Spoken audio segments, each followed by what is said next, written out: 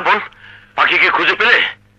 না আঙ্কেল, থানা হাসপাতাল সব জায়গায় খুঁজলাম, হ্যাঁ কোথাও পেলাম না। Oh my God! ড্যাডি, পাখিকে কোথাও খুঁজে পেলাম না। আমি তখনই বলেছিলাম ও হোস্টেলে থেকে পড়াশোনা করুক। আমার কথা তোমরা কেউ শুনলে না, আমার বাড়িতে নিয়ে আসলে। দুদিন পর তোমার আর আপনের বিয়ে, এ সময় এ বাড়ি থেকে যুবতী মেয়ে নিখোঁজ। ছি ছি ছি! ওই মেয়েটা আমার মান সম্মান সব ডুবালো, সব। ওই তো আমার পাখি এসে গেছে। পাখি,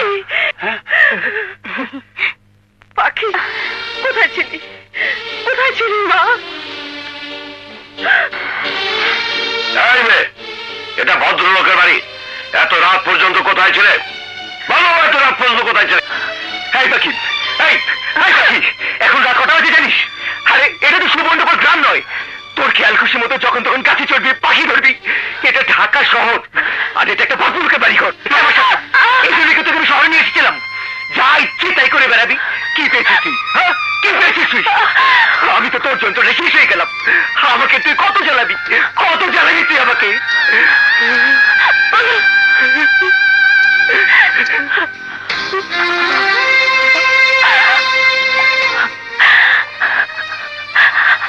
তুই আমাকে কেন ভালোবাসতে পারলি না আপন? কেন? যে আমাকে বোনের মতো বুকে টেনে নিয়েছে, সেই রুনার সুখের স্বপ্ন আমি কি করে কেড়ে নেব?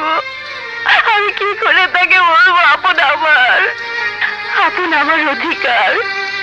আপনকে ছাড়া আমি বাঁচবো না, বাঁচতে পারবো না। আপা, আপা, আপনার তো চিঠি আইছে, নেন।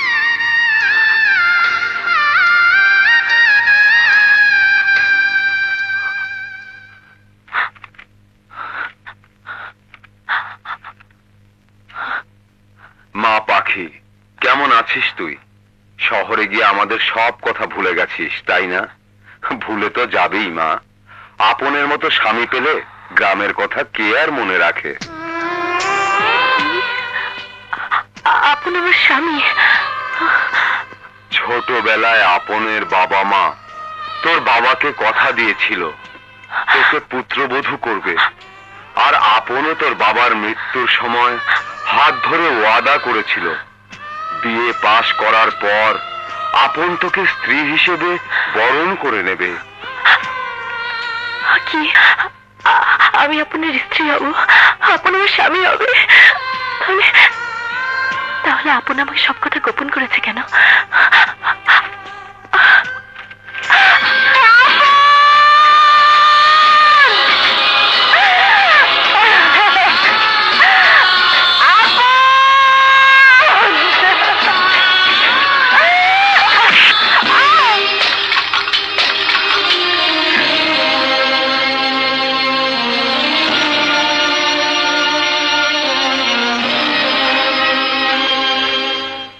পাখি, কাঁদছিস কেন? স্বপ্ন দেখেছিস? আমার স্বপ্ন দুঃস্বপ্ন হয়ে গেছে। কিরে, আমার এই মাটির পাখিটা ভেঙে ফেলেছিস? খেলনা পাখি ভেঙে গেলে জোড়া লাগানো যায়,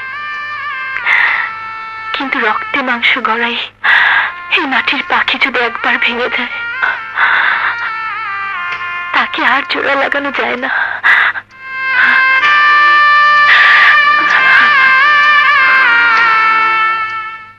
আমার জন্য কেমন সন্দেহ হচ্ছে? কি সন্দেহ? পাখি কি তাহলে আপনের সাথে? পাখি ওরকম মেয়েই না, সেটাও দুরন্তপনা। পাখিকে আপন দারুণ স্নেহ করে।